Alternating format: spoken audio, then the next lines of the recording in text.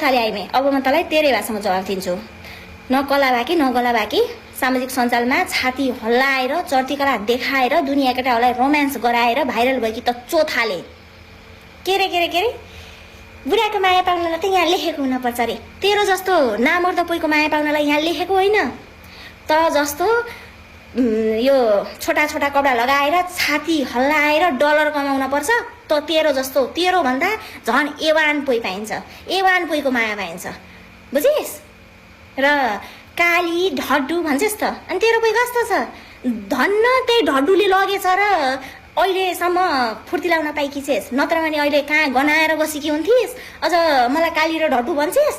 लाज नभएकी पहिला आफ्नो पोइ हेर अनि बल्ल बोल। हुन त पो कुन छ राम्री छेस् र आफूलाई खुब विश्व सुन्दरी छु जस्तो लाग्छ। छि कसैले नलगेर धन्न त्यही ढड्डुले लगेछ अनि फुर्ती लाउन पाइछेस्। अनि के रे सास ससुराको कुरा काटेर बुढाको कुरा काटेर अझ त्यही घर जान लाज नभएको यान तान रे। अनि अर्को कुरा के अरे मेरो नि तँभन्दा बढी भएको अनि मैले त केही भनिनँ मैले त कुरा काटिनँ रे। किन काट्छस् त डुल्ला कुकुर चाहिँ डुलेकी त जस्तो केटीलाई बिहे गरेर भित्राउन खोजेपछि कसका बाउ आमाले स्वीकार्छन् कसैकाले पनि स्वीकार्दैनन्। हो त्यही भएर नस्वीकारेका हुन् बुझिस्। स्वीकार्नलाई त हामी जस्तो मागेर भित्राएर होइन जै बाजा बजाएर ल्याएको हुनुपर्छ कि अनि बल्ल स्वीकार्छन्।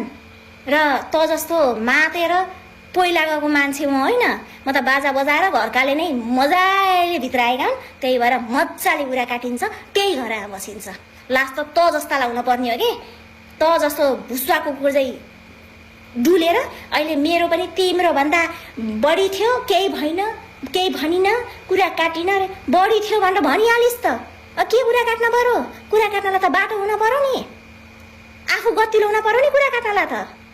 आफू गतिलो भए पो कुरा काट्थिस् र।